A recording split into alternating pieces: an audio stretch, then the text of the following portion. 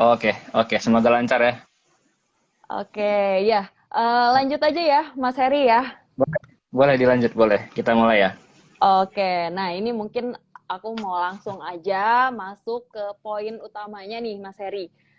Kira-kira gimana sih Mas Heri melihat kinerja IHSG dari awal tahun mungkin sampai dengan hari ini? Oke, itu pertanyaan pertama ya. Kinerja IHSG dari awal tahun hingga bulan 7 ya, bulan Juli di tahun ini ya, 2022, betul? Betul, betul, betul, Mas Heri. Oke, itu pertanyaan yang sebenarnya cukup menarik sih. Kalau kita bilang di 2022 ini semua rasa kita rasakan, kita ngerasain happy, kita ngerasain khawatir, dan kita ngerasain akhirnya apa yang kita khawatirkan terjadi. Jadi ibaratnya 2022 itu seperti roller coaster yang semua rasa kita ikutin gitu, kita rasain dari proses terbangnya, proses di jalan yang lurus, dan di proses yang menurunnya kita rasain. Nah, kalau kita bilang secara year to date atau YTD atau dari bulan Januari aja, jadi kan kalau kita ngitungnya sampai bulan Juli, itu kan IHSG sebenarnya nggak kemana-mana. Apalagi hari ini IHSG turun 1,4% itu ngebuat year to date kita tuh 0, naik 1% atau 0, gitu ya. Nggak kemana-mana lah intinya. Kalau kita bagi per periode kinerja IHSG, sebenarnya teman-teman mungkin yang udah join dari 2021 atau 2020 udah ngerasain 2022 gimana kita party, kita make money is so easy di bulan Januari awal sampai bulan April awal gitu ya. Di situ di bulan-bulan itu kita happy, senang, saham-saham energi, komoditas, semua komoditas naik. Entah itu batu bara, nikel, apalagi ya CPO, kita semua ngerasain CPO naik semua. Itu juga sisa-sisa dari kenaikan di bulan November dan Desember 2021. Jadi dari November hingga April awal kita ngerasain party lah kenaikan 40%, 30% itu udah biasa gitu di bulan-bulan itu ya. Jadi kita party di situ. Nah, di bulan April awal sampai April akhir atau ya sebelum libur hari raya ya, sebelum hari raya kita ngerasain rasanya trading di saham uptrend agak lumayan susah gitu ya, agak kemana-mana. Jadi di atas harga 7.200 IHSG bentuk base kecil, teman-teman kalau ingat bentuknya base kecil, minor base di atas. Di situ kelihatan market sudah jenuh, sudah lelah, dan emang target harga IHSG di wave kelima elite wave teorinya sudah tercapai. Dan itu kita sudah dari awal April sudah memprediksi bahwa IHSG akan drop gitu, dan banyak juga memprediksi IHSG akan drop gitu ya. Tapi kita nggak nyangka abis rebalancing index MSCI pertama, yang kedua abis kita buka hari raya, sorry, buka hari pertama setelah cuti hari raya itu langsung drop banyak ya sampai sekarang. Nah, jadi ada 3 fase dari kita bullish, terus sideways kecil, sekarang sideways to big sideways gitu ya. Ibaratnya dia drop dari Mei sampai Juli itu dropnya besar. Nah, kalau kita lihat di sini memang banyak story-story yang ikut nemenin kita selama 1 semester terakhir ini. Mulai dari awal kita party ya, waktu itu kita ingat, wah, kelangkaan minyak goreng, wah, CPO komoditas globalnya naik, seru banget, batu bara naik, nikel naik, semua komoditas pasti yang gerakin proxy utama kita komoditas naik, itu seru banget. Tetapi ketika udah mulai-mulai aromanya uh, perang Rusia Ukraina merusak ya rantai pasar global, kenaikan harga gandum, inflasi Amerika Serikat udah hampir lah sebenarnya. Inflasi 8% di Amerika Serikat kalau secara teori demand apa ya, inflation teori termasuk inflasi yang kecil, tapi kalau kita ngerti konteksnya Amerika Serikat, negara sebesar itu, 8% itu gede sekali dalam 40 tahun sejarah mereka berdiri sebagai negara perputaran, itu gede banget. Dan itu suku bunga mereka naik, terus ya itu ikut nemenin kita ya, terus terjadi foreign outflow di IHSG, uang-uang di apa ya, likuiditas kita outflow ya ke, ibaratnya kalau kita ya lihat yang uptrend sekarang, obligasi Amerika Serikat uptrend, kemungkinan uh, uang-uang yang ada IHSG kayaknya pulang kampung ke sana dulu untuk sementara waktu. Jadi kita lihat, oke, kita punya proyeksi IHSG akan sideways. Kita belum bearish, kita tidak bearish, tetapi kita tidak uptrend juga. Secara minor kita tidak uptrend, secara major masih uptrend. Ibaratnya kalau kita ngeliat market US itu tiga indeks besar seperti Dow Jones, S&P, dan Nasdaq itu udah strong bearish, kita baru sideways. Ibaratnya mereka itu udah apa ya, udah demam, kita baru bersin-bersin dikit lah gitu ya. Nah, kita masih mau lihat demand area kita di area 6.800 ini masih bisa ketahan nggak, 6.700 sampai 6.800. Karena kalau itu di breakout juga, maka ya memang kita akan reverse ke bearish gitu ya, karena akan membuat lower trough gitu. Gitu sih kinerja IHSG dari awal tahun ya. Tapi kalau kita rasain 2021 sebenarnya sama-sama aja sih. Bedanya di 2021 dari Januari 2021 sampai bulan Agustus itu kita ngerasain market turun dan sideways. Ingat teman-teman ingat di tahun kemarin pasar kripto yang naik, kripto lagi to the moon banget gitu. Pasar saham sepi banget. Terus Novembernya yang naik sampai Desember. Nah, sekarang kita kebalik di 2022. Awal tahunnya kita party, tapi pertengahan tahun sampai akhir tahun kita dihadapkan dengan potensi sideways gitu. Ganti-gantian aja. Ya, memang kalau kita lihat sih IHSG kita pergerakannya memang cukup tertekan dari beberapa sentimen eksternal ya, Mas Heri ya. Ya, impor sentimen ya. Iya, betul. Terus pergerakannya memang sangat fluktuatif banget ya, Mas Heri ya. Sampai sekarang pun Betul. Hari ini IHSG juga ditutupnya di teritori negatif nih. Iya, cukup ngagetin sih. Dan asing pun masih juga kecenderungannya net sell di saham-saham. Iya, yang secara pembobotannya juga besar di indeks ya, Mas Heri ya. Banking ya. Iya, oke. Mas Heri, ini kira-kira Mas Heri melihatnya ada sektor yang potensial atau enggak sih di kondisi market yang seperti saat ini? Kalau memang ada yang potensial, itu kira-kira sektor apa? Oh iya, kalau ini pertanyaan selanjutnya, kira-kira ngebahas sektor-sektor yang potensial, tentu ada sebenarnya di setiap kondisi, apapun, entah itu di uptrend, sideways, dan downtrend, ketiga fase itu punya potensi masing-masing. Yang jadi pertanyaan selanjutnya adalah seberapa sabar kita, dan yang kedua, seberapa jeli kita menganalisa kapan kita waktunya entry gitu ya, dan mulai bisa cicil entry. Nah, kalau ngeliat sektor-sektor yang potensial, kita pribadi ngeliat sektor yang potensial, artinya secara logika, dari semua penurunan apapun yang terjadi dalam gunung komoditas, kita pengen cari apa sih kalau kira-kira harga komoditas itu turun, tapi ada satu sektor yang naik. Nah, jadi itu ibaratnya korelasinya negatif gitu ya. Kalau aku pribadi ngelihat dari seperti sektor, kalau kita ngeliatin komoditas gitu ya, kalau komoditas minyak global, WTI, atau minyak bensin gitu ya, bukan minyak sawit ya, itu kan secara komoditi udah ada di indeks itu double top gitu, potensi double top tapi belum confirm. Berarti udah mulai stuck tuh, uptrendnya terganggu. Itu yang pertama.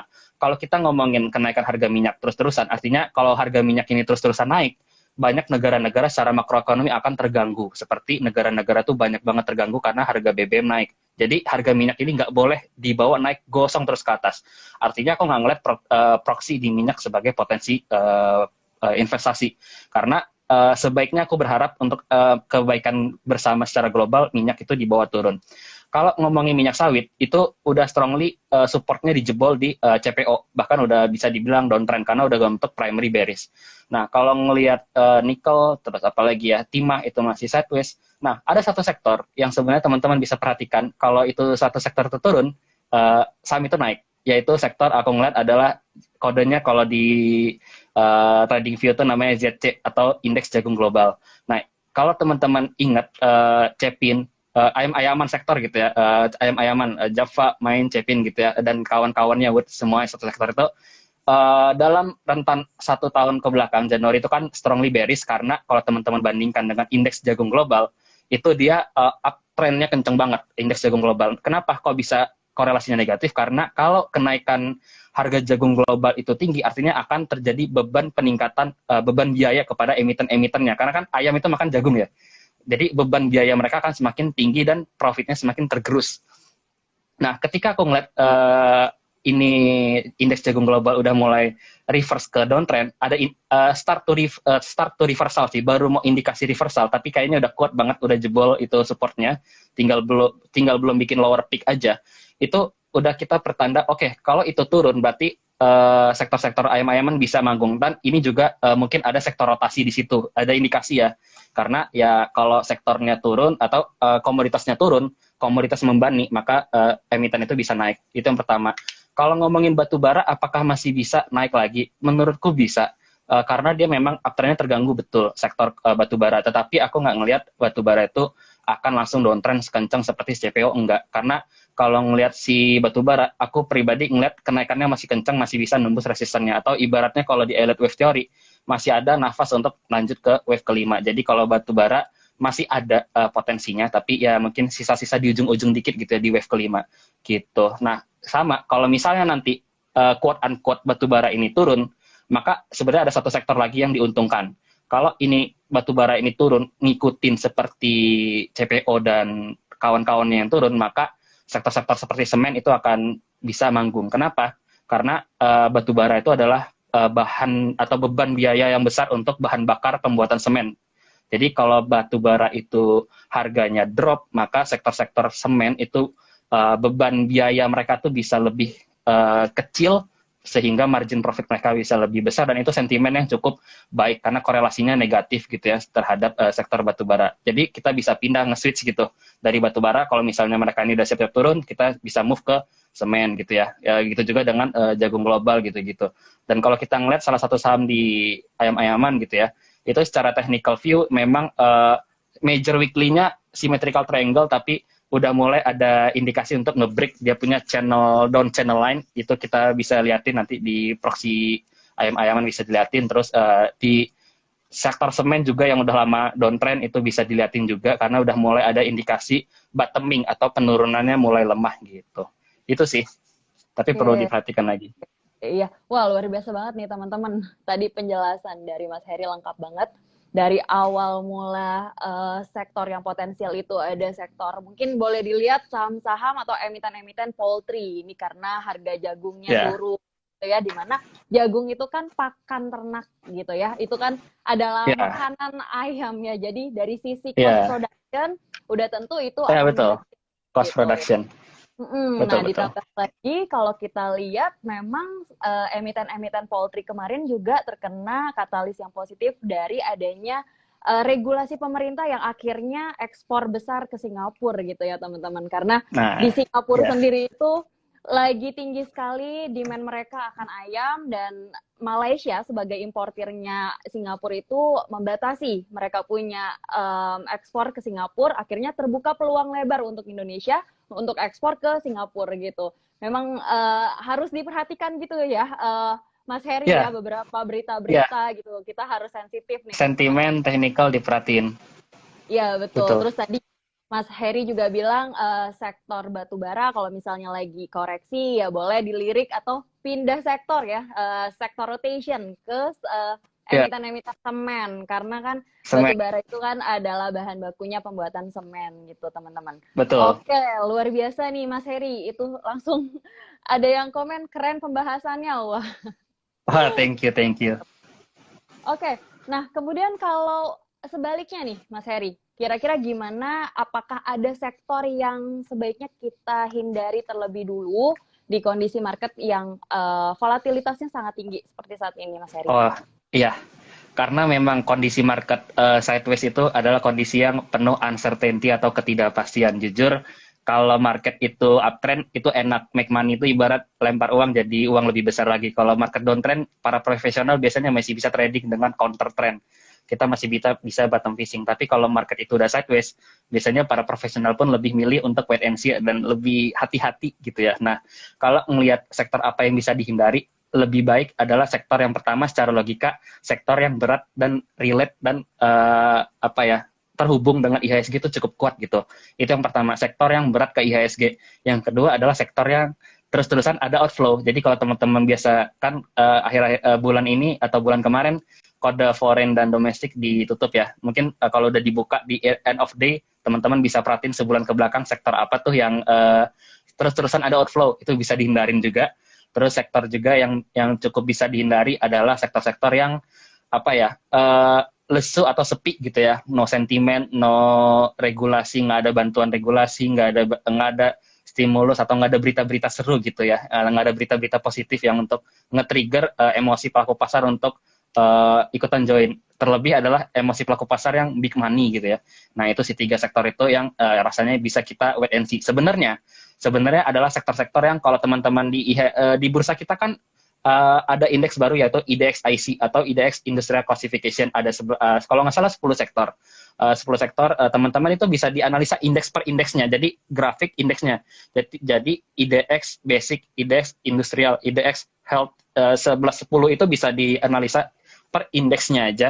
Itu teman-teman bisa analisa tren dan strukturnya. Dan teman-teman lihat kalau tren dari sebuah sektornya aja itu udah bearish, tapi bearishnya baru mulai. Kalau secara technical view kan kalau dia bearish tuh turun, itu primary bearish, terus secondary bearish, primary bearish lagi. Nah, kalau bearishnya itu baru dimulai, itu lebih baik dihindari. Tetapi kalau bearishnya itu udah mulai di ujung-ujung bawah, udah atau bottoming, atau udah lelah penurunan, terus udah ganti jadi sideways, nah itu bisa diperhatiin tuh. Jadi, boleh masuk sektor yang downtrend, tapi downtrendnya kira-kira udah mau selesai gitu loh.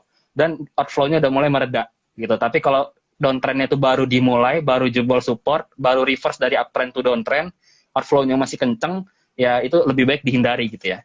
Gitu. Lebih sering-sering analisa indeks sektornya. Jadi kita analisa top and down, analisa IHSG-nya, analisa grafik indeksnya per sektor, terus baru liatin saham-sahamnya lebih jeli lagi di sektor itu. Gitu. Kalau kalau di elite wave biasanya di wave bearish kelima itu udah bisa kita perhatiin. Tapi kalau masih impulsif wave ketiga, nanti aja dulu gitu. Oke, Mas Heri, thank you. Nah, kira-kira kalau untuk sektor kesehatan sendiri gimana nih, Mas Heri? Ini tertekan karena biaya impornya yang lagi ketinggian, atau sektor kesehatan lagi terkena sentimen positif nih, karena kan kabarnya pemerintah kan kembali memberlakukan vaksin booster ya untuk syarat untuk perjalanan gitu, masuk ke pusat perbelanjaan gitu. Nah, kira-kira gimana nih Mas Heri untuk sektor healthcare atau kesehatan? Oke, kalau teman-teman lihat IDX Health, grafik per sektornya itu nama kodenya IDX Health gitu ya. Itu sebenarnya adalah salah satu sektor yang masih cukup uptrend. Kalau teman-teman coba tarik garis channel upline itu masih miring ke atas 45 derajat atau 40 derajat, atau kalau nggak ada perubahan ya. Artinya masih uptrend, artinya masih ada peluang untuk entry. Dan kalau ngelihat beberapa mungkin top 5 yang besar di IDX Health itu kayak seperti KLBF gitu-gitu kan masih uptrend. Jadi kalau kita ngeliatin masih uptrend, ya itu sebenarnya masih bisa kita entry. Ibaratnya konsepnya kan adalah follow the trend. Seperti primary bearish, tunggu koreksi, maka itu adalah primary bullish, secondary bullish. Itu ibaratnya kita bisa masuk pas dia pullback uptrendnya. Cuma yang jadi quote unquote yang memberatkan saham-saham uptrend sekarang itu adalah kondisi marketnya yang memang sideways. Jadi ibaratnya saham uptrend udah signifikan impulsif, udah koreksi. Harusnya itu waktu kita masuk, tetapi ketika dia udah naik koreksi, pas koreksi dibentuk chart pattern gitu kan, entah itu penan yang bikin kita lebih lama lagi nunggu, entah 1 bulan, entah 1 bulan setengah. Nah, itu tergantung nguji kesabaran sih. Ada peluang entry atau enggak? Ada, cuma lebih uncertainty lagi dan lebih biasanya ketika kita udah masuk nih entry, wah kok dibikin lama, dibawa ke kanan terus. Padahal kalau marketnya uptrend seperti biasa itu mulus banget naiknya gitu. Tapi karena marketnya bisa dibilang sideways dan tidak penuh ketidakpastian, biasanya akan dibawa ke kanan lama banget bentuk chart pattern, entah itu penan, bullish flag atau apapun gitu yang kita ngira ini agak nyebelin gitu, agak menguji kesabaran gitu sih. Oke, ya marketnya lagi penuh ketidakpastian ya Mas Heri ya. Iya, memberatkan. Nah, kira-kira gimana nih action terbaik seorang trader ataupun seorang investor mungkin ya yang memang kecenderungannya itu simpen saham dengan jangka panjang gitu di kondisi market yang uncertainty-nya itu lagi tinggi seperti ini. Kira-kira action terbaiknya kayak apa? Action terbaik bagi seorang traders seperti swing trading ataupun trading yang medium sampai invest gitu ya, yang masih mempertimbangkan fundamental dan technical analysis, itu adalah yang pasti kalau teman-teman memang ingin mendapatkan best price, best experience dan ibaratnya harga terbottoming, maka coba untuk bisa dibilang combine apa yang disebut analisa fundamental dan teknikalnya itu di-combine. Nah, misalnya kita kalau mau analisa fundamental, maka coba untuk lihat beberapa indeks-indeks besarnya aja gitu, seperti LQ45, IDX Growth 30, IDX Quality 30, IDX Value 30, IDX ISGL, yang artinya indeks-indeks besar tersebut adalah indeks-indeks yang menjadi acuan investasi bagi manajer investasi atau institusi gitu ya, atau reksadana segala macam. Nah, artinya kan likuiditas sudah pasti terjamin. Pertama, itu liquid itu pasti. Terus pun harga itu turun, pasti ada yang nahan atau buyback di bawah. Institusi bakal buyback karena memang fundamentalnya bagus gitu ya. Pembuatan indeks-indeks itu kan nggak sembarangan yang dilakukan oleh para tim profesional di bursa. Nah, tinggal kita combine dengan teknikal kapan kita entry gitu. Kapan kita entry, kalau memang saham itu adalah saham yang downtrend, cicil entry-nya jangan sembarangan dan averaging down jangan sembarangan gitu. Yang lebih averaging down itu spread-nya lebih lebar dan harus based on market. Jadi kalau misalnya ada kalau marketnya itu downtrend, saham itu downtrend, jangan beli di supportnya, tapi di bawah supportnya. Karena kalau logikanya saham itu downtrend, maka support tuh kayak remah-remah kerupuk, lebih gampang dijebol. Artinya kan dia bentuk lower trough atau lower low.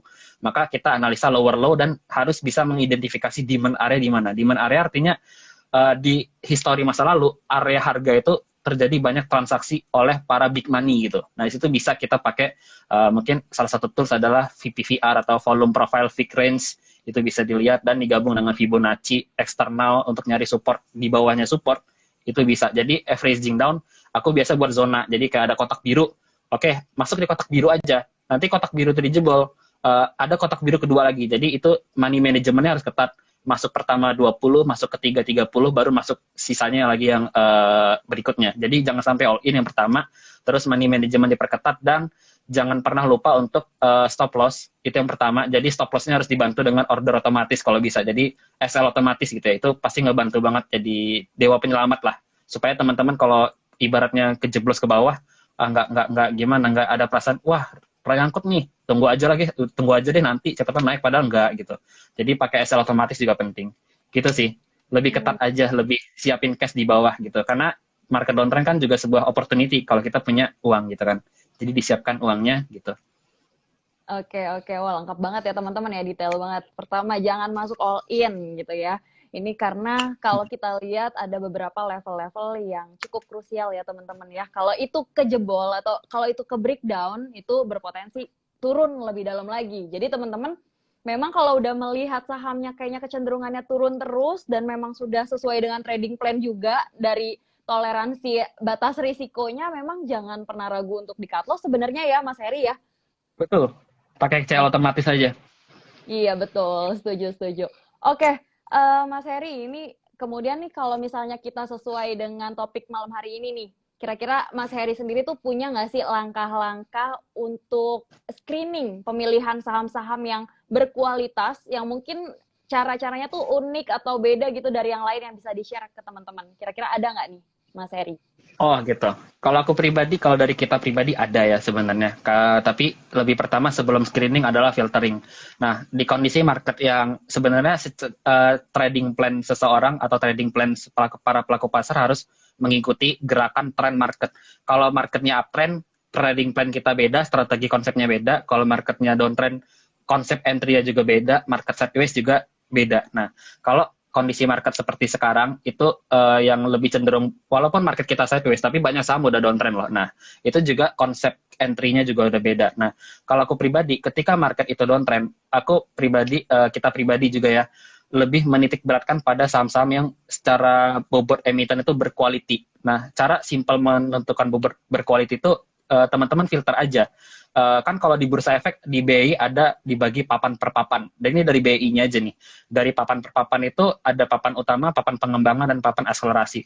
Nah, secara simpel ya coba liriklah dengan papan-papan utama atau saham-saham yang bobotnya besar, quality-nya oke, secara fundamental juga oke. Apalagi kalau saham itu udah masuk ke beberapa indeks-indeks bagus seperti indeks LQ45, indeks 30, indeks MSCI, indeks ISGL, indeks Q30, G30, V30, itu semua kan indeks-indeks yang akan menjadi acuan manajer investasi untuk invest.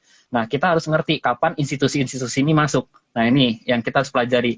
Institusi masuk, kita masuk gitu. Jadi ada inflow di sana, kita bisa masuk. Nah, yang lalu selanjutnya adalah kalau market itu, misalnya kalau market itu uptrend, contoh, kita bisa langsung ke screening secara teknikal.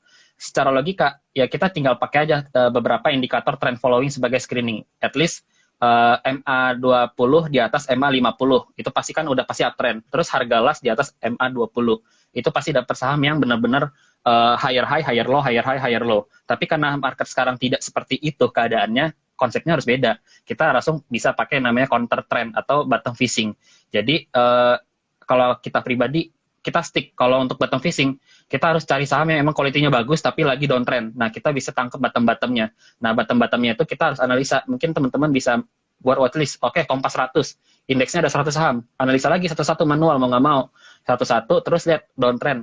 Oke, downtrend udah bentuk lower low, lower high, lower low, lower high. Nah, di bawah-bawah ini biasanya ketika ada elite wave atau wave kelima bearish, ada bullish divergence, penurunnya udah bottoming terbatas, udah stuck banget di situ, nah itu kita bisa masuk di situ. Jadi setengah dibantu otomatis, setengah dibantu manual gitu. Oke, oke. Nah, jadi memang teman-teman ya, kita tadi udah di-share beberapa tips unik dari Mas Heri. Itu ada mungkin ada istilah-istilah teknikal yang teman-teman di sini mungkin Ya, agak asing juga kali ya. Tadi, oke, ya thank you betul. Mas Heri untuk sharingnya. Nah, ini kira-kira kalau misalnya market yang memang lagi too volatile seperti saat ini ya, atau volatilitas yang lagi tinggi seperti saat ini, ada nggak sih peluang Ya. untuk tetap cuan gitu? Oh, sebenarnya ada, cuma pertama ada. Cara adanya itu yang kita pertanyakan lagi. Ada, tergantung kemampuan kita dan apa yang kita miliki, skills apa yang kita miliki dan apa yang kita bisa. Itu yang pertama. Nah, kalau teman-teman bisanya scalping, maka itu adalah jalan ninja teman-teman untuk bisa scalping. Kalau teman-teman nggak bisa scalping, hanya bisa swing, ini agak repot karena nafasnya swing terbatas dan nafasnya swing udah nggak terpendek di market seperti sekarang. Karena swing itu butuh market yang uptrend, mulus, inflow-nya kenceng, break resistance terus. Tetapi bukan berarti kita nggak bisa nge-swing. Bisa, tetapi pakai konsep yang beda, yaitu counter trend. Artinya kita berusaha melawan trend bearish-nya. Dan kita bisa pakai yang namanya teknik counter trend dengan bottom fishing. Nah, ini teknik sebenarnya cukup advance, cukup sulit. Aku pribadi nggak jago scalping, tapi lebih jago counter trend, karena aku kan swing trading. Nah, yang paling sulit adalah kalau di market seperti sekarang, nyari profit itu 30%, 25% sulit. Tapi kalau 7%, 5% masih bisa. Karena kita intinya membatasi ekspektasi kenaikan. Karena kalau marketnya tidak trend, kenaikan itu ya tipis, tapi ada gitu. Nah, artinya entry-nya harus di area yang tepat, dan kita nggak boleh nahan-nahan kalau udah profit, karena marketnya nafasnya pendek. Jadi ya udah, nafas pendek, kasih ambil gitu. Cuan bungkus 5%, alhamdulillah gitu. 7% ya udah bawa pulang. Karena kalau kita udah naik nih, udah bottom fishing, kan dapat tuh secondary bearish atau pullback atau dead cat bounce istilahnya. Itu bisa dibawa lagi ke bawah. Jadi kalau nggak pakai CL otomatis, terus nggak pakai TP otomatis, biasanya udah naik dikit, udah profit 7%, profitnya tergerus, terus minus kalau kita nggak ambil cepet-cepet gitu. Sebenarnya masih bisa. Kalau nggak scalping, counter trend. Atau ya udah wait and see aja kalau nggak bisa dua-duanya. Gitu. Gitu. Oke, oke. Thank you Mas Heri itu ya. Jadi ada kata Mas Heri tadi jalan ninja nih teman-teman. Jadi Jalan mungkin ninja. untuk swing trading mungkin agak challenging, tapi kalau teman-teman yang mau Challenging. lebih cepat intervalnya ya dengan scalping itu mungkin bisa mempertimbangkan kalau udah cuan 5%, 7% silahkan gitu ya di taking profit gitu. Oke, Iya. thank you. Thank you Mas Heri. Nah, ini kira-kira gimana nih kalau misalnya ini kan tadi kan kita udah ngomongin cuan ya Mas Heri ya, udah ngomongin tuh kayaknya yang enaknya aja gitu. Nah, tapi gimana kalau misalnya viewers yang lagi join bersama kita ya malam hari ini, Ya. di portfolio investasinya lagi mengalami floating loss nih. Nah, ada baiknya itu di Ya. hold sahamnya atau better di cut loss aja? Gimana nih kira-kira Mas Heri? Ini pertanyaan sebenarnya cukup sulit karena kadang kita sebagai orang yang dipertanyakan adalah nggak ngerti konteksnya. Karena konteks yang dimiliki, misalnya dia belinya saham apa, sektor apa, belinya di mana, tanggal berapa. Nah, itu kan kondisinya beda-beda ya. Nah, tergantung niat awalnya masuk seperti apa. Kalau niat awalnya adalah swing trading, maka swing trading itu mewajibkan kita punya trading plan. Trading plan-nya adalah misalnya sejak area pembelian, minus 4%, cut loss, pakai cut loss otomatis. Itu pertama. Kalau untuk investing, maka harus punya spare dana untuk lakukan averaging down di area-area yang tepat. Kalau untuk scalping, lebih ketat lagi. Scalping gila, ketat banget. Itu cut loss harus 2 tick, 3 tick di bawah area pembelian. Nah, tergantung niat awalnya bagaimana. Jangan sampai kita udah awalnya mau trading, niatnya ketika di bawah turun jadi investing. Jadi kan invest karena trading nyangkut kan, itu kan sebenarnya nggak terlalu bijak. Jadi harus dari awal punya trading plan. Nah, tergantung. Kalau misalnya market itu downtrend, yang paling bagus adalah di cut loss. Yang paling bagus mau nggak mau harus cut loss. Minus 4%, 3%, 2% cut loss. Tapi kalau market itu uptrend dan saham itu punya quality yang bagus, kita masih bisa lah mentolerir agak sedikit bias. Ya udah tahan dikit, yang penting jangan pernah all in. Karena kalau market uptrend, bagaimanapun demand power itu lebih besar daripada supply. Ketika market uptrend, yang mau ganjel dan mau nahan itu banyak dan mau naikin. Karena kan demandnya lebih besar daripada supply. Nah, itu kita bisa berpotensi untuk BEP dan profit lagi gitu, walaupun sempat dibawa turun. Tapi kalau marketnya downtrend, strong downtrend, mau nggak mau, daripada buang waktu dan buang dana, lebih baik di cut loss gitu. Tergantung tren marketnya. Jadi harus bisa menganalisa dan mengidentifikasi tren dan struktur marketnya itu. Kayak setuju ya teman-teman, aku juga setuju sama Mas Heri. Karena kalau kita lihat nih market misalnya lagi downtrend, lagi strong downtrend, itu akan agak susah gitu kalau misalnya kita menunggu. Dan kalau misalnya mau Sudah. menunggu pun mungkin akan sedikit dipanjangkan lagi gitu ya holding periodnya. Nah, panjanginnya itu Iya, kapan? Kita mungkin akan tahu. harus lebih sabar gitu. Iya. Iya, belum tentu BEP loh. Belum tentu BEP malah. Nah, itu dia, belum tentu BEP gitu. Oke, Ah, Mas Heri, ini kalau misalnya kita tadi kan dari tadi kita ngomonginnya investasi di saham ya, terus tadi Mas Heri juga ada singgung-singgung sedikit tentang money management ya. Nah, apakah saat ini diversifikasi itu dirasa sangat penting nggak sih Mas Heri? Misalnya, oke lah masih transaksi atau jual beli di saham gitu ya, tapi ada juga porsi di reksadana. Nah, kira-kira menurut Mas Heri sendiri gimana ngelihatnya? Apa ya setengah-setengah atau bagaimana pembagiannya? Oke, sebenarnya kalau ini pertanyaan yang menarik, diversifikasi perlu atau enggak? Menurutku perlu. Tetapi diversifikasi kan jenisnya banyak. Ada yang diversifikasi instrumen asetnya. Instrumen asetnya misalnya dari 100% total kita punya untuk invest, ada 50 buat reksadana, ada 30 buat saham, ada apalagi ya obligasi sisanya. Ada lagi yang diversifikasinya by saham, diversifikasinya by saham lagi. Misalnya saya punya alokasi hanya untuk 4 saham, ya udah kita bagi 4 sahamnya lagi. Ada yang money manajemennya per entry allocation. Misalnya kita punya 1 saham, kita lirik nih, terus bisa masuk 3 kali, minimal 2 kali, jangan pernah sekali karena itu kan nggak alokasi entry. Nah, yang bisa kita lakukan adalah tergantung teman-teman. Teman-teman lebih cocoknya bagaimana? Kalau misalnya teman-teman adalah orang yang aduh nggak bisa nih pegang ada dana di RDN dikit gatel nih pengen klik buy buy buy, ya udah coba deh masukin pindahin dulu dikit ke reksadana pasar uang gitu ya, itu udah cukup safety aman.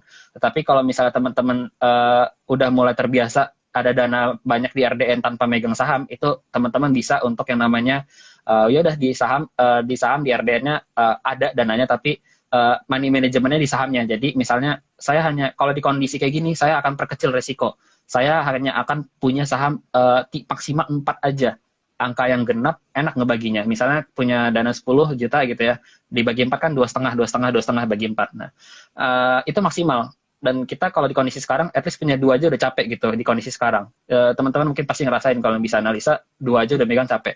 Nah, per sahamnya lagi, itu entry alokasinya beda lagi. Jadi ibarat kita punya 2 kotak biru, atau 2 demand area, atau 2 support, atau 2 level support. Satu di level 1000, satunya di level 800. Nah, entry-nya itu jangan sekali hajar masuk semua di satu harga all in. Jadi misalnya punya 10 juta, 2,5 untuk 1 saham. Nah, 2,5 itu dibagi lagi.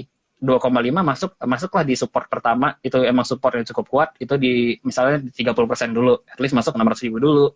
Terus kalau memang ke average dibawa ke bawah lagi, itu bisa tambah lagi. Jadi semakin dia ke bawah belinya makin besar, jangan kebalik. Konsep averaging down itu makin ke bawah makin gede belinya, biar averaging price-nya turun. Biasanya orang beli di atas gede, di bawah-bawah kecil, nggak bakal dibawa turun averaging down-nya gitu. Jadi gitu sih, gitu. Tapi Hmm, beli reksadana nggak ada salahnya, reksadana pasar uang nggak ada salahnya, itu tetap bagus. oke. Jadi memang kalau kita bicara diversifikasi udah bukan sebuah penting atau enggak ya, tapi udah sebuah keharusan mandatori gitu ya, Mas Heri Mandatory. ya. Udah nggak bisa dinego lagi gitu. Memang diversifikasi is emas gitu ya. Oke. Kecuali Nah, marketnya uptrend, ya kalau marketnya uptrend sih boleh lah. kayaknya Reksadana bisa. tinggalin dulu. Ya, oke, oke. Mas Heri, mungkin kita langsung ke pertanyaan ya. Ini karena udah banyak banget Boleh. teman yang bertanya. Nah, ini ada yang bertanya. Nah, oke. Dari Kak Erika Paramita. Saham sektor konstruksi cenderung masih bearish. Hmm. Padahal beberapa Hmm. emiten udah pada dapat kontrak proyek baru. Nah, itu Ah kira-kira ya, gimana ya, potensi atau prospeknya? iya, iya. Sebenarnya sektor konstruksi ini adalah salah satu sektor yang menarik lagi dipantau. Aku memantau dari bulan April bahkan. Aku dari Oh, bulan April sampai sekarang. Nah, justru kalau kita ngeliat indeks sektornya lagi, IDX infrastruktur, IDX infra ya, kode sektornya, itu sebenarnya memang bearish, tetapi udah bottoming banget dari bearish to sideways. Ini udah nggak terlalu bearish lagi, tetapi udah sideways. Ya, jadi dia turun ke bawah, bearish dari 2021 awal kan. bearish, terus dari Januari awal 2022 itu udah mulai ke kanan, terus gerakannya itu sideways. Nah, aku kira kemarin kompak beberapa sektor konstruksi seperti yang besar-besarnya Wika, PTPP, ADI, WSKT, itu ngebuat satu pola falling wedge, ada inverted head and shoulder, di break ke atas, ternyata benar di break, tapi target harga terlalu dekat dan masih lanjutin sideways rectangle-nya. Nah, ini cukup bikin tricky, terus dibawa turun ke bawah. Artinya sideways-nya belum kelar, cuma downtrend-nya udah melemah dan tidak downtrend lagi. Dan kalau teman-teman lihat foreign inflow outflow, itu outflow-nya udah reda gitu, udah mulai terjaga, udah rapi, udah sejak dia periode sideways itu udah mereda. Jadi aku pribadi melihat konstruksi ini aneh-aneh, tapi berharap gitu, aneh berharap karena kita ngerti dari 2021 awal Januari itu, waktu itu tahun kemarin ingat banget sentimennya SWF, diresmikan, wah divestasi tol gitu kan, ini bagus banget, ternyata malah dibawa turun semua. Nah, terus ada sentimen ibu kota baru, nggak mempan juga, masih terus dibawa. Jadi ini sektor konstruksi ini memang kebal sentimen, kayak udah bodo amat, cuek aja. Jadi kalau udah kayak gitu gimana Kak? Satu-satunya cara liatin chartnya aja udah. Kan kalau di technical kita percaya market action, discount everything, udah lihat chart aja. Ketika chart itu belum keluar dari fase sideways-nya, kita tunggu. Tapi ketika teman-teman udah lihat sideways-nya udah selesai, maka itu kita bisa ikutan masuk. Tapi jujur konstruksi layak dipantau, karena ketika dia bearish, sideways ini dipertanyakan nih, kenapa dia sideways dan nggak lanjutin bearish-nya. Artinya kan bearish-nya udah selesai, tinggal lanjutin dari bearish, sideways, uptrend gitu. Itu reversal trendnya ya. Jadi reverse itu nggak harus dari downtrend langsung ke uptrend. Banyakan dari downtrend di bawah sideways dulu, karena sideways itu adalah fase akumulasi para big money gitu ya. Jadi kalau itu udah akumulasi, ketika kapan mereka selesai akumulasi nggak pernah tahu, kita nggak tahu. Cuma tapi kalau udah selesai kelihatan di chart juga kok gitu, volumenya kelihatan. Gitu. Oke, wah lengkap banget ya teman-teman, luar biasa Mas Heri, thank you. Sama-sama. Untuk pertanyaan selanjutnya, ini ada yang nanya. Nah, ini kalau nanyanya itu spesifik di satu saham nggak masalah ya, Mas Heri ya? Boleh. Gimana ke depannya untuk saham-saham keuangan nih, di sektor keuangan, finance? Misalnya BBRI, karena BBRI-nya minus terus di portfolioku gitu, Mas Heri katanya. Tergantung minusnya beli di harga berapa dan kapan. Kalau beli di 4.300-an kan minus ya, gitu. Sebenarnya kalau ngelihat finance ya, itu sebenarnya adalah salah satu sektor yang memberatkan IHSG dan biar ibaratnya IHSG turun satu. Kalau bankingnya turun pasti karena kalau IHSG turun biasanya penyebabnya karena banking, karena bobotnya bukan besar. 4 saham konvensional banking itu kan yang ngisi top 5 di market cap kita. Jadi kalau ngeliatin banking gimana, sebenarnya kalau ngeliatin fundamental nggak usah kita raguin, bagus gitu ya. Secara indeks mereka masuk ke indeks apa? Indeks yang bagus. Likuiditas bagus. Acuan manajer investasi untuk invest, iya. Semuanya iya. Fundamental terchecklist semua. Kalau kita ngeliatin, Kak, inflasinya di Amerika Serikat, inflasi di Amerika Serikat yang naik, tapi kan naik suku bunga, itu di Amerika Serikat yang naik. Di kita 16 bulan terakhir ini Bank Sentral BI kita masih nahan tetap di 3,5% suku bunga, terus inflasi kita masih memang benar-benar terjaga di kepala 2 kalau nggak salah 2,6 atau berapa, belum ketiga.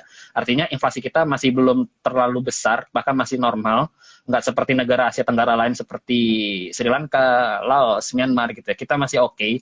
Jadi aku pribadi ngelihat laporan keuangan kalau nggak salah BBRI kemarin naik labanya juga tinggi. Jadi aku pribadi tinggal lihat teknikalnya aja. Nah, kalau lihat teknikalnya, khususnya di BBRI tadi siang aku lihat, memang dia ada satu pola kalau teman-teman perhatiin jeli, itu ada turun, terus bearish flag, turun lagi. Nah, target bearish flag-nya sekarang udah tercapai. Sekarang itu bearish flag ada di area demand. Ada di area-area demand, atau kalau aku biasa sebut itu zona demand atau zona support. Nah, tinggal kita tunggu nih. Tugas demand area adalah nggak naikin, tapi menahan harga untuk nggak turun lebih dalam. Perkara dia naik atau enggak, itu perkara market. Naiknya signifikan atau dikit, itu perkara market lagi. Tapi kalau kita lihat di BBRI, area sekarang harusnya masih bisa nahan untuk beberapa waktu ke depan. Dan juga di BBCA gitu ya. Quote-unquote untuk BBTN aku kurang paham, karena downtrend-nya kenceng banget, distribusinya terlalu kenceng. Tapi kalau untuk BBRI, BBCA masih oke lah gitu. BB ini juga. Oke, wah lengkap banget nih teman-teman penjelasannya. Thank you Mas Heri. Karena memang Sama-sama. BBRI, kalau aku lihat juga teknikalnya dari tanggal 28 April dia juga udah membentuk lower low, lower top juga ya, lower high-nya gitu. Udah di bearish. Iya, betul. Oke. Betul. Oke, nah kemudian ini ada lagi yang tanya, hmm, nah ini mungkin agak sedikit di luar dari topik kita hari ini nih, Mas Heri. Tapi aku yakin ini juga jadi banyak pertanyaan teman-teman investor ajaib. Boleh, Ini boleh. ini dari Kak Dania. Gimana cara memperkirakan pertumbuhan dividen saham tertentu di masa yang akan datang? Karena mungkin udah mulai masuk-masuk ke musim laporan keuangan juga ya, Mas Heri ya. Ya, Kira-kira gimana nih untuk dividennya? kalau ngelihat dividen, sebenarnya kan ini berarti lebih ke teman-teman yang invest gini untuk long term, yang biasanya pakai untuk dollar cost averaging yang tiap bulan nyicil atau tiap ketemu area support nyicil di saham-saham yang fundamental bagus, masa diraguin fundamentalnya di invest. Terus berharap kita juga expect dividen karena itu kan salah satu potensi gaining kita. Kalau ngelihat dividen sebenarnya sesimpel ya lihat corporate action kalendernya. Biasanya kan di semua aplikasi ada corporate action dividen, biasanya tinggal lihat tanggal berapa bagi dividen. Terus biasanya dividen dibagikan setelah RUPS. Tinggal lihat dulu RUPS tanggal berapa. Biasanya sebulan atau sebulan habis RUPS tuh pasti ada action yang dibahas di RUPS ya, bagi-bagi dividen gitu. Nah, terus perkara dividennya berapa, seberapa besar persentasenya. Nah, itu tinggal lihat lagi kira-kira hasil RUPS-nya bagaimana. Tapi kita sebagai investor bisa lihat keuangan mereka bagus nggak, kas mereka bagus nggak, cadangan kas mereka solid nggak untuk bagi dividen. Kalau solid ya udah berarti memang bisa bagi dividen gitu, memungkinkan gitu. Terus kalau bisa lihat Kak, kira-kira untuk yang trader gimana Kak? Apakah akan ada dividen trap atau enggak? Tinggal kita bisa lihat historical jejak historinya aja. Setiap bagi dividen dia sahamnya naik atau turun. Untuk teman-teman yang trading nih atau yang dividen hunter nih, yang nakal-nakal dividen hunter, tinggal kita lihat historicalnya aja. Tapi kalau untuk teman-teman yang invest ya udah tinggal lihat corporate kalender corporate-nya aja gitu. Oke, ya aku setuju nih teman-teman. Karena kalau misalnya bicara dividen, kita bisa lihat karakter dari si emiten tersebut biasanya bagi dividennya itu di apakah awal tahun, apakah pertengahan, atau Ya, mungkin tahun gitu. Dan biasanya ya, memang, dan biasanya interim memang atau annual ya. Dan biasanya memang teman-teman boleh perhatikan dari RUPS-nya nih. Jadi kalau misalnya saham itu ada agenda RUPS, itu biasanya kan demand-nya udah mulai kelihatan ada euforia yang tercipta di saham itu ya Mas Heri ya. Apalagi Ya, kalau ya, ya. kinerjanya kemarin pas udah rilis bagus gitu. Terus secara historical Hmm. juga memang rutin membagi dividen, termasuk saham yang loyal gitu kepada pemegang sahamnya, itu bisa jadi dia ada pembagian dividen setelah RUPS gitu. Oke, thank you, Dan thank kita you. kan punya indeks high div 20 ya, itu bisa diperhatiin. Ada satu Nah, iya. indeks namanya indeks high dividend 20. Jadi ada 20 saham yang indeksnya tuh besar dan loyal beberapa tahun terakhir. Nah, itu bisa diperhatiin 20 saham itu. Itu ada di indeks high div 20. Iya, tuh teman-teman ya. Udah ada toolsnya atau ada indeksnya juga yang bisa membantu Udah teman-teman. dibuatin. Udah dibuatin sama regulator ya. Bursa. Ya. Oh, bisa, betul.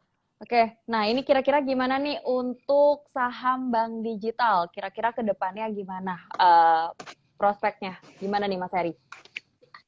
Bank digital aku pribadi melihatnya adalah sektor yang cepat cepat apa ya, cepet-cepetan gitu. Kayak kalau kita lihat 2021 dan 2021 awal sampai 2021 akhir, 2022 awal sampai bulan 2 tuh kita ngeliatin mereka, wah seru banget kenaikannya, kayak ibarat tiada hari untuk turun gitu ya. Itu kan goreng-gorengannya kan cukup ya oke gitu ya, seru gitu. Terus sekarang ya nggak ada sesuatu yang naik terus-terusan naik, pasti ada sesuatu yang terus-terusan turun. Nah, aku pribadi melihat kalau memang trennya, memang kan trennya udah downtrend nih, udah fase downtrend, kita secara teknikal percaya tren itu akan cenderung berlanjut daripada tidak sampai dia ada indikasi untuk reversal trend. Nah, ketika dia belum ada indikasi bearish terganggu, maka downtrend itu akan berlanjut. Dia akan bentuk lower low, lower high, lower low, lower high. Tapi ketika nanti sesuatu coding di bank digital itu udah muncul, higher low, nah itu udah kita kelihatan tuh, oh terganggu ya bearishnya. Oh, tiba-tiba muncul higher high. Nah, oh oke, ini udah mulai reversal trend, entah itu bentuk double bottom, falling wedge, apapun pattern di bawah yang menunjukkan bullish reversal, itu kita tungguin aja. Tapi kalau belum muncul indikasi-indikasi reverse, maka dia terus-terusan downtrend gitu. Kan tren itu ada 3, jadi ada fase-fasenya lah. Nggak ada tren itu uptrend terus, nggak ada gitu. Betul. Itu juga sesuai dengan konsep Dow teori ya, Mas Heri ya, di mana tren Betul, itu akan konsep Dow terus teori. berlanjut sampai ada sinyal dari pembalikan arah tren nih teman-teman. Betul. Oke. Nah, kemudian ada lagi pertanyaan dari Hercules underscore 1998. Waduh. Oke, Kak Hercules ini nanya, katanya saham-saham energi harganya saat ini udah cukup tinggi. Masih layak nggak untuk dikoleksi sebagai stok dividen? Nah, gimana nih, Mas Heri? Sebagai stok dividen berarti kan untuk investasi yang namanya saham-saham energi, apalagi harganya dari di atas, dari awal kita konsep ekonominya, energi itu adalah siklus yang sektor yang siklikal atau dia punya siklus fasenya masing-masing. Sebenarnya kalau masuk di energi paling enak dan paling aman masuknya di bawah, terus dibawa ke atas. Tapi kalau masuknya udah di atas, ini harap-harap diperketat lagi untuk cut loss-nya. Kalau untuk berharap dividennya, aku pribadi tergantung energinya energi apa dulu kan, sub energinya banyak nih, ada batu bara, ada nikel, ada apalagi CPO, ada timah, ada emas gitu kan, banyak banget. Nah tergantung, kalau ngelihat kayak gitu berarti harus analisa lagi indeks sektor globalnya gitu. Tadi udah dibahas di awal, kalau yang masih cukup terjaga itu masih batu bara, tapi sisanya seperti CPO udah mulai downtrend. Terus kalau ngelihat minyak udah mulai sideways, nikel sideways, timah sideways, beberapa saham yang relate dengan itu juga bahkan udah pada downtrend. Nah, kecuali saham-saham batu bara. Nah, aku pribadi lebih ke harap-harap lebih aware aja gitu. Lebih aware dan kalau ada resiko itu datang, siap kita cut loss dan nggak perlu berharap dividen gitu. Karena kalau lagi-lagi kalau mencari dividen, sebaiknya di saham-saham yang defensif dan growth stock gitu ya. Saham itu secara history growth, seperti ya kalau kita lihat proksinya IHSG naik kan, banking naik, itu adalah salah satu growth stock atau consumer gitu ya. Consumer yang kita udah masuk di bawah di best price, dividennya bagus, itu kita bisa masuk gitu. Tapi kalau untuk berharap dividen dari saham energi, aku pribadi lebih ke to risk gitu, to risk to take it gitu. Oke ya teman-teman. Tapi sekali lagi ini disclaimer on ya teman-teman ya, karena sesuaikan lagi Ya ke betul, profil risiko yang teman-teman punya. betul, Oke, betul, thank you insight-nya Mas Heri untuk betul. jawaban tadi. Oke, nah ini masih sama pertanyaannya dari Kak Zizi tadi. Sektor energi gimana nih Kak? Apa masih menarik sampai dengan akhir tahun nanti? Apa masih menarik sampai akhir tahun nanti? Pribadi aku bilang dengan kondisi inflasi di negara besar seperti Amerika Serikat yang sebesar itu, terus kita ngerti beberapa negara udah mulai terganggu ekonominya. Kita lihat Sri Lanka udah chaos banget keadaan makroekonominya, presidennya udah mulai kabur kemarin ke negara lain lewat pakai pesawat militer, terus dicemaskan ada 10 negara lain yang akan berpotensi nyusul seperti Sri Lanka, ada di Asia Tenggara loh, itu ada 3 seperti Laos, Myanmar yang keadaan ekonominya udah cukup chaos ya. Myanmar yang bisa dibilang kudeta militer ke sipil kemarin cukup berasa, terus di banyak embargo ekonomi, begitu juga dengan Laos dan beberapa negara lain seperti Afghanistan segala macam, Venezuela. Itu konflik Rusia Ukraina itu tetap jujur mengganggu rantai pasok demand daripada komoditas. Nah, kalau kita ngeliat, berarti kan semua, kalau kita belajar technical, market action, discount everything. Mau nggak mau, liatin lagi indeks komoditas masing-masing. Jadi kan kalau ngeliat energi, banyak banget. Terlalu bingung. Harus langsung lihat, udah, indeks batu bara, liatin indeks batu bara, liatin indeks timah, liatin indeks nikel, liatin indeks emas, liatin indeks minyak, liatin indeks CPO. Nah, apakah sektor energi masih bisa bertahan sampai akhir tahun ini? Menurutku hanya ada beberapa, tapi nggak semua sektor. Ke subsektor energinya masih ada, seperti misalnya batu bara itu masih oke, masih ada sisa-sisa upside-nya lagi gitu, masih kuat, masih cenderung kuat gitu ya. Karena kita nggak menutup kemungkinan energi kotor seperti coal itu masih butuh banget di semua negara. Entah itu negara besar yang seperti China, Amerika Serikat, mereka nggak bakal mau negaranya mati lampu kedinginan gitu. Nggak bakal mau. Nah gitu. Jadi demand-nya masih ada dan masih tetap besar. Tapi kalau untuk sektor energi yang lain, ini quote-unquote sebaiknya kayak seperti minyak itu kalau bisa dibawa turun supaya negara-negara lain itu makroekonominya tuh nggak terlalu tertekan dan inflasinya bisa ketekan, karena cost push inflation kalau minyak naik itu negara-negara lain pada kasihan juga gitu, dan nggak mungkin minyak dibawa terus naik-naikan gitu kan. Dan batu bara itu kan harganya udah harga 400, kita harus bertanya-tanya naiknya bakal bisa nyentuh 500 nggak? Kalau jangan-jangan cuma 450 terus dibawa turun udah reverse atau 470 per dolarnya gitu ya. Nah gitu. Jadi harus dilihatin chartnya lagi sih gitu. Oke, oke. Ya, mungkin energinya harus diperhatikan subsektornya itu apa nih, teman-teman? Subsektor energinya lagi. Iya.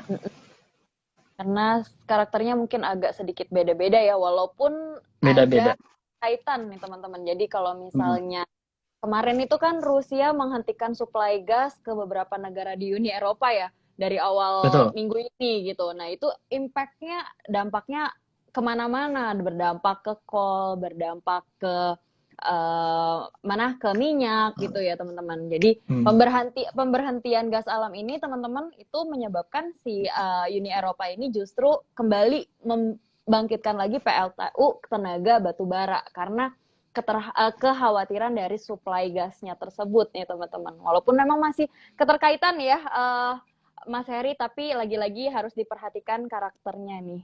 Oke. Wah, Betul. suka cara jelasinnya. Wah, thank you nih Thank Mas you. Heri nih. Thank you teman-teman aja. Oke, nah ini ada lagi pertanyaan berikutnya. Oke, ini ada yang tanya saham BBKP. Untuk BBKP ke depannya akan seperti apa nih Kak kira-kira? Karena makin anjlok dan belum kuat keluar dari 200. Oke, gimana tuh? Mas Heri, mungkin boleh dilihat juga atau diberi level-level teknikalnya, nggak apa-apa, silakan Mas Heri. Oke, kalau aku pribadi sekarang lagi nggak buka TradingView dan lagi jauh dari laptop, tapi kalau seingatku kan tren itu secara major nggak gampang berubah ya. Kalau aku terakhir sih downtrend ya. Kalau nggak salah downtrend ya, bener ya Kak? Oke, iya, Nah, memang BBKP, iya aku lihat di sini dari 24 Februari dia masih downtrend. Masih downtrend. Nah, oke. Jadi kalau ya yang kita balik lagi ke teknikal, ya tren itu akan cenderung berlanjut sampai dia menunjukkan tanda-tanda untuk reversal trend. Lagi-lagi kita harus berpatokan kepada tren dan struktur market. Nah, kalau marketnya itu downtrend terus-terusan, jangan terus-terus kita lawan. Jangan kita berekspektasi, wah bisa reverse sekarang, padahal marketnya nggak mau reverse sekarang. Gitu. Jadi kalau ngeliat BBKP dan sektor teman-temannya yang lain lagi downtrend, ya maka ya udah satu sektor downtrend aja gitu. Nanti sampai mereka bisa reverse gitu. Kan kalau kita lihat yang sektor itu downtrend itu kan nggak cuma bank digital aja sih, yang itu kan baru sebentar. Yang udah lama downtrend seperti properti juga ikutan downtrend udah lama dari 2021 awal, konstruksi juga gitu. Jadi itu adalah sebuah hal yang wajar. Yang penting kita bisa kelola batasan ekspektasi kita, nggak punya bias psikologi, nggak berharap wah bisa naik padahal ya belum saatnya gitu. Terus juga yang paling penting entry jangan all in dan jangan pernah entry itu sembarangan. Jadi at least cari dulu demand areanya, support areanya, entry di situ. Kalau kejebol CL gitu aja. Kalau di market downtrend ya. Jadi kan kita bottom fishing di situ. Gitu. Oke, thank you Mas Heri. Nah, ini mungkin satu pertanyaan lagi kali ya. Boleh. Ini untuk sektor teknologi. Kalau tadi kan kita sempat nyentuh perbankan digital. Nah, ini sektor teknologi. Gimana menjelang akhir tahun? Gimana tuh kira-kira, Mas Heri? Menjelang akhir tahun, sektor teknologi. Kalau ngeliat IDX teknologi atau sektor grafik IDX Tekno, itu juga sama, downtrend. Tetapi downtrendnya itu derajat kemiringannya nggak terlalu curam lah. Tapi tetap downtrend. Udah bentuk lower low, lower high, tapi ya ibarat derajat kemiringan ke bawahnya itu paling berapa ya, 20 derajat atau masih belasan, nggak terlalu curam-curam banget. Nah, kalau kita lihat artinya kan memang kita nggak bisa bohong, itu downtrend. Jadi kalau downtrend itu sampai dia at least ngejemput area demand di bawahnya. Jadi dia akan downtrend terus, bentuk tangga turun, sampai dia ketemu titik jenuh bottoming, itu akan turun. Nah, kalau kita lihat di Amerika Serikat, sektor-sektor teknologi itu memang sektor-sektor yang lagi turun. Indeks Nasdaq itu kan kumpulan saham-saham teknologi di Amerika Serikat, itu turun. Terus kita beberapa bulan lalu atau hari lalu ya, atau beberapa minggu lalu kita sempat rame berita startup banyak rugi, startup banyak PHK karyawan, startup banyak apalagi berita negatif tentang startup ya, karena pendanaannya terlalu besar, terus nggak bisa mengasih imbal ekspektasi kepada para hedge fund-nya yang udah menginvest gitu kan. Nah, jadi kita ngelihat belum saatnya untuk naik gitu. Belum saatnya untuk naik karena belum ada yang buat kita gitu, ini akan naik. Nah, kalau kayak ngeliat kemarin gitu, foreign outflow-nya juga udah mulai ada di teknologi gitu kan. Ya gitu. Jadi trennya masih akan cenderung downtrend dan belum ada sentimen yang cukup menarik. Baik dari domestik kita dan baik daripada market luar tentang saham teknologi. Gitu. Oke, nah, ini udah keterbatasan waktu nih. Kayaknya kita harus akhiri sesi live IG malam hari ini. Tapi mungkin sebelum kita selesai, Mas Heri ada closing statement yang mau disampaikan ke teman-teman investor ajaib sekalian? Oke, untuk teman-teman investor ajaib semuanya, closing statement dari kita pribadi adalah di tengah kondisi ketidakpastian seperti ini, entah IHSG itu chartnya akan bentuk, kan lagi sideways, entah sidewaysnya bentuk descending triangle, symmetrical triangle, atau langsung breakout demand area support 68 hingga jemput 63, segala macam, kita nggak pernah tahu ke depannya bagaimana. Jadi, di tengah juga berita atau sentimen keadaan makroekonomi yang real terjadi tidak cukup baik gitu ya, maka kita harus yang bisa kita atur tidak faktor eksternal, kita nggak bisa ngatur, kita nggak bisa otak-atik faktor eksternal, itu udah bukan kuasa kita, tapi yang bisa kita atur adalah diri kita sendiri. Rugi kecil itu udah pasti wajar, tapi rugi besar itu bisa kita atur mau atau enggak gitu. Jadi batasi level stop loss-nya, entry area di penuh pertimbangan, terus jangan sampai all in, dan siapin cash-nya, diversifikasinya ditata lagi, dirapin. Jadi nggak ada pelaut hebat itu bisa hebat di tengah laut yang tenang, itu nggak ada. Justru teman-teman yang trading di saat market kayak gini tuh nantinya kalau teman-teman survive akan jadi traders dan investor yang hebat gitu. Karena opportunity selalu ada di market yang ketidakpastian ini, pasti ada. Dan kalau teman-teman bisa survive, teman-teman banyak belajar ilmu baru, teman-teman ikut join kelas, baca buku baru, ikut kursus, ilmu teman-teman nambah, itu teman-teman akan survive, punya senjata yang lebih banyak, dan teman-teman bisa bertahan, dan teman-teman akan jadi lebih hebat lagi gitu di tengah kondisi yang tidak pasti. Karena kalau market itu uptrend, teman-teman bukan seseorang yang hebat, karena ya semua orang bisa gitu. Everybody is genius in market uptrend. Tetapi kalau teman-teman bisa menghadapi market sideways, market downtrend, teman-teman akan jadi orang yang beruntung dan jadi orang yang lebih kuat terhadap badai. Gitu. Banyak belajar. Keren banget Mas Heri, ini closing statement-nya nih teman-teman. Oke, thank you banget Mas Heri udah nemenin Sama-sama. kita semua dan memberikan insight-nya di malam hari ini. Nah, nanti teman-teman tadi kayaknya udah ada yang sadar juga ya kalau kita nanti di hari Sabtu kita ada webinar bareng aku dan juga bareng Mas Heri dari Rise a Row. Untuk teman-teman yang mau join silakan ya teman-teman ya. Oke, thank you Mas Heri. Mungkin sampai sini dulu. Kita udahi dulu sesi live IG ya. Nanti mungkin di lain kesempatan kalau ada waktu kita bisa sharing-sharing lagi. Amin. Semoga gitu ya, bisa ya Mas Heri ya. Semoga bisa. Oke, thank you Mas Heri. Thank you Mbak Cisti, thank you semua teman-teman ajaib. Thank you.